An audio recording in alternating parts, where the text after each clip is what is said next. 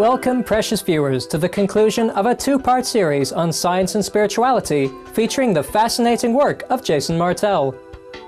Mr. Martell is one of the world's leading independent researchers and lecturers on ancient but seemingly advanced technologies, as well as early civilizations' interactions with beings or extraterrestrials said to have descended from the skies.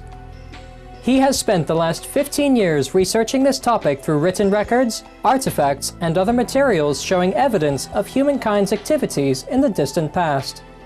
He is the author of Ancient Alien Artifacts, Visual History of Ancient Astronaut Research, and Knowledge Apocalypse, Ancient Astronauts and the Search for Planet X. In addition, Mr. Martell has appeared on TV channels such as Discovery, Sci-Fi, and the History Channel. We begin with Jason Martell discussing some items that have appeared on the History Channel's program Ancient Aliens.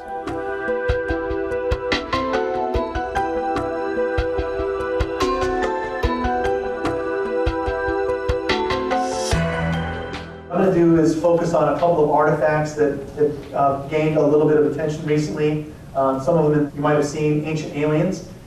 One that I'm working on now is called the Antikythera mechanism. Sponge divers in 1901 off the island of Antikythera found this device that, when doing radar on it, shows that it has over 72 cogs and wheels. It's more complicated than a modern-day Swiss watch. It's an ancient computer. We don't know who built it, found at the bottom of the ocean.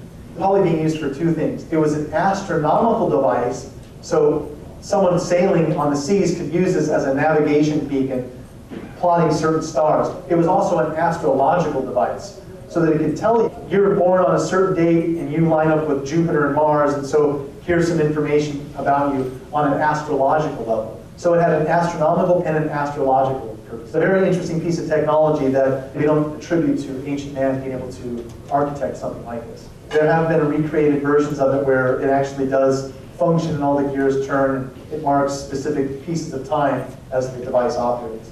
It's about 2,000 years old.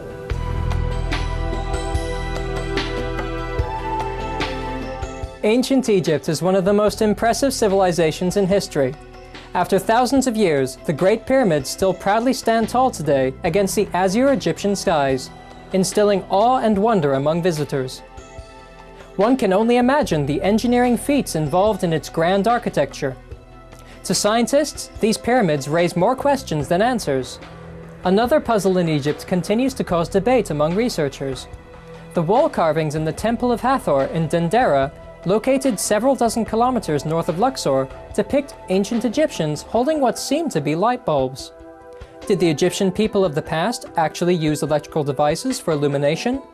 Jason Martell has researched this question.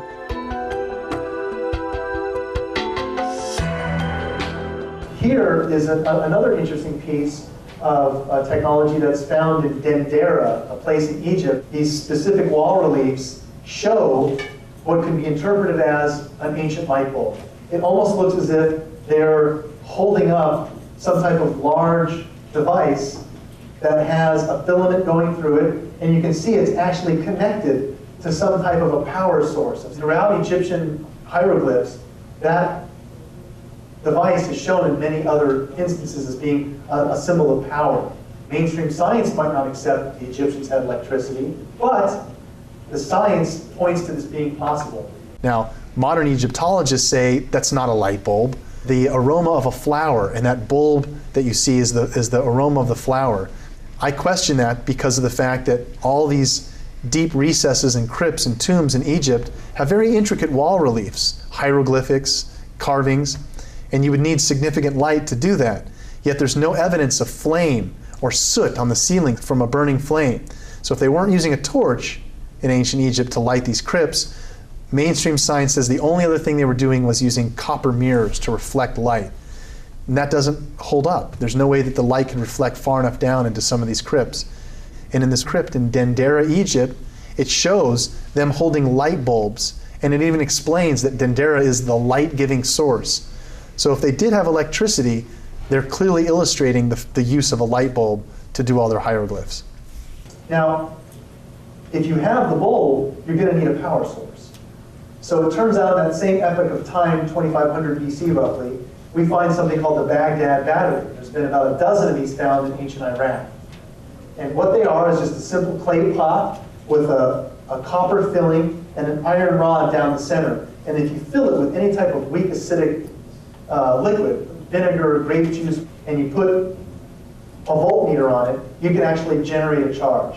I brought the Baghdad battery as a replica here. I did a test for that on the History Channel, and it actually did generate 4 positive volts with just that little cylinder right there.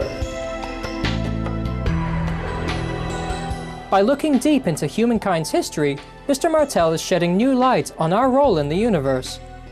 Till this day, modern science is still unable to provide answers to the mysteries surrounding the creation, purpose, and significance of many giant-sized stone structures scattered around the world.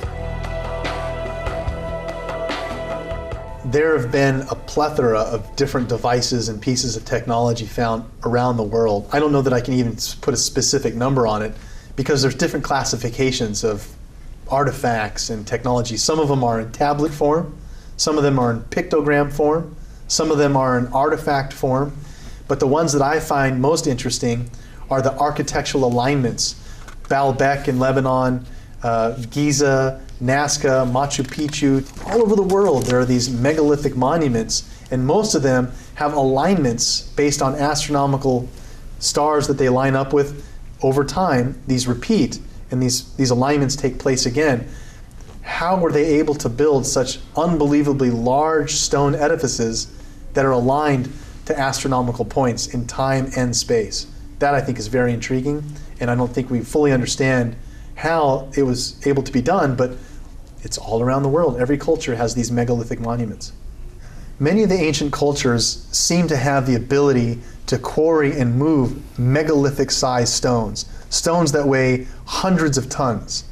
We have no device, no crane, no laser cutting tool today that can lift these megalithic monuments. Some of the megalithic monuments around the world were built in a way that we still can't understand with modern science. Some of these stones have been quarried and taken several miles and stacked perfectly, and the size of these stones is not anything that we can possibly do or replicate today. As an example, in Baalbek in Lebanon, there are these trilithoton stones, stones that weigh hundreds of tons, and they're stacked perfectly to form this very large platform. The massive foundation stones of a temple found in the ancient city of Baalbek in eastern Lebanon have bewildered archaeologists for years. These colossal stones, estimated to weigh somewhere between 800 and 1,200 tons, are the largest cut stones known in the world. However, our 21st century machinery would not be able to move the gigantic blocks or stack them. Some legends credit the astonishing megalithic craftsmanship to giants who once roamed the Earth with humans. And ancient astronaut theorists suggest that Baalbek was a landing area or spaceport for extraterrestrial spacecraft. And then over time, other cultures have come and built their cities and civilizations on this platform. But the original purpose of this platform, there are many stories that speak of the gods ascending and descending using this place they called the landing place. It's literally a large landing platform. A lot of the architecture used in these monuments raises a lot of questions. Some of them are so perfectly fit together, almost like a laser, to cut these shapes out of the rocks. They're so finely in precision, and we still can't duplicate this technology today. We asked Jason Martell for his view on how ancient civilizations were introduced to advanced technology.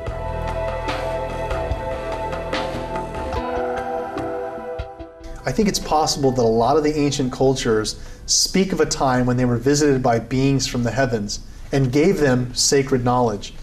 Now again, modern academia says that this is mythology. We have no evidence to say that beings from other worlds came and visited ancient man. But the evidence does exist to say that there was some type of technology given, some type of knowledge given to man. Now, if it wasn't solely from extraterrestrials, it's also very possible that we've lost this knowledge. There's a much larger scale of time that a lot of the ancient cultures were aware of. As we rotate on our axis night and day, there's an astronomical effect there taking place on us. It's an astronomical effect that affects humanity. The ancients said that there was another cycle of time that will affect us. It's based on the precession of the equinox. That's why we divided the heavens into 12 parts and assigned them zodiacal symbols, because there's a cycle of time repeating on a much larger scale, 24,000 years. Ancient cultures were aware of this and knew that as we go through this cycle of time, we come in and out of heights of technology. So it seems like we're just now starting to rediscover things like the Mayans and various other cultures that built their monuments, alignments with constellations to mark this journey on this 24,000-year cycle of time. And that's just a little bit hard for us to grasp since it's well beyond our current lifespan.